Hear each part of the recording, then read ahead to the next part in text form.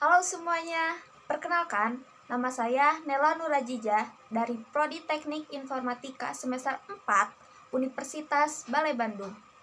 Di video kali ini, kita akan belajar tentang Finite State Automata atau FSA dengan contoh penerapannya dalam sistem peminjaman buku di perpustakaan.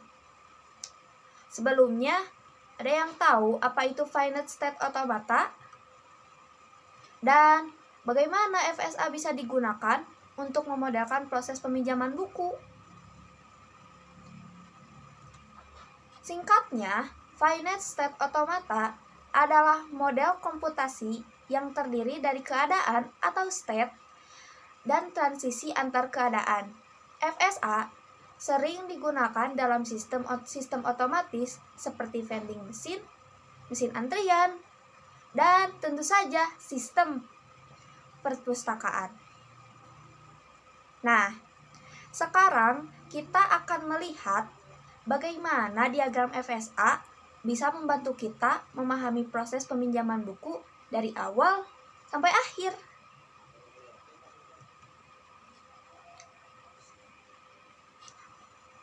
Awalnya, pengguna berada dalam Q0 atau state Q0, yaitu keadaan di mana dia belum melakukan apa-apa. Begitu dia mulai mencari buku di katalog perpustakaan, dia pindah ke Q1. Contoh nyatanya, seorang mahasiswa ingin meminjam buku algoritma. Dia mencari buku di sistem perpustakaan, baik secara online atau langsung ke rak buku.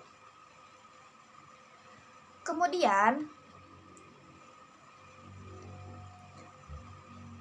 dari state Q1 ke state Q2, yaitu pinjam buku.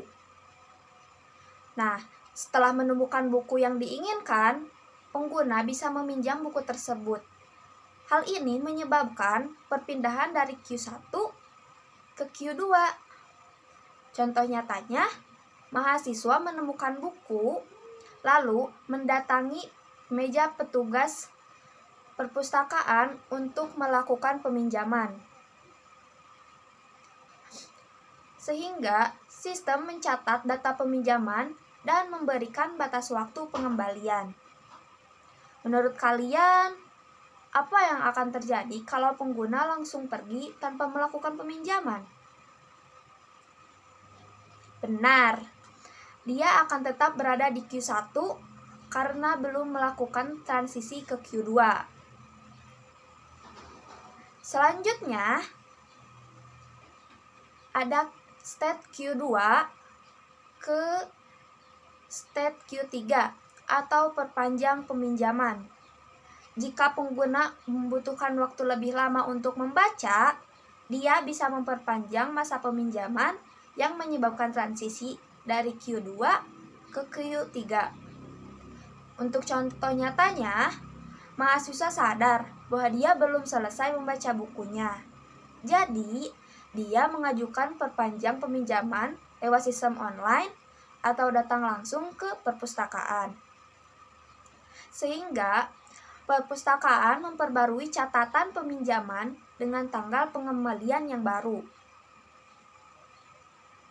Nah, ada catatan tambahan juga nih. Tidak semua perpustakaan mengizinkan perpanjangan peminjaman loh. Ada yang membatasi hanya 1 kali perpanjangan.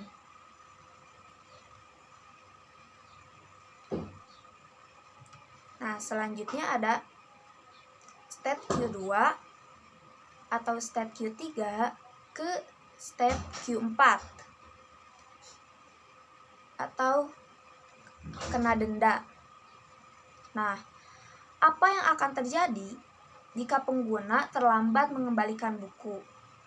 Maka dia akan masuk ke status Q4, yaitu status dikenai denda. Untuk contoh nyatanya, mahasiswa lupa mengembalikan buku tepat waktu. Secara otomatis memasukkan namanya ke daftar peminjam yang harus membayar denda. Akun peminjam bisa diblokir loh, hingga denda dibayarkan. Menurut kalian, apa dampak dari sering terlambat mengembalikan buku? Benar, perpustakaan bisa membatasi hak peminjaman pengguna atau bahkan melarangnya meminjam buku di masa depan. Selanjutnya, ada step Q4 ke step awal atau Q0. Bayar denda, terus kita mulai dari awal. Untuk keluar dari status denda, pengguna harus membayar denda di perpustakaan. Setelah denda lunas, dia kembali ke Q0 yang berarti bisa memulai peminjaman baru. Untuk contoh nyatanya, mahasiswa datang ke perpustakaan, membayar denda, dan akun peminjamnya kembali aktif. Sekarang, dia bisa meminjam buku lain tanpa masalah. Nah, ada tips nih. Selalu cek tanggal jatuh tempo peminjaman agar tidak kena denda ya.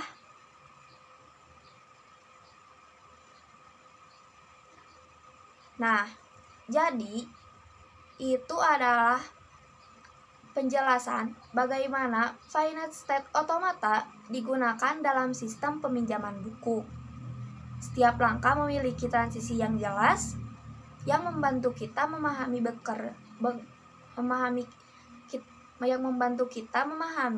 bagaimana sistem perpustakaan bekerja. Terdapat rekap singkat, yaitu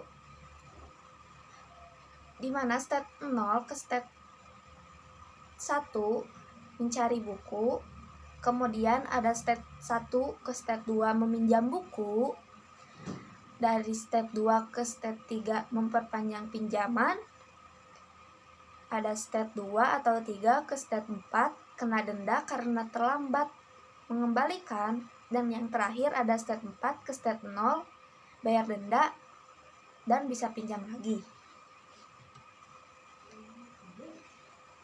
Nah, aku ada pertanyaan nih untuk kalian. Coba pikirkan, bagaimana kalau ada fitur reservasi buku sebelum dipinjam? Bagaimana itu akan mengubah FSA ini? Well, terima kasih sudah menonton. Sampai jumpa di konten edukatif lainnya. Bye-bye.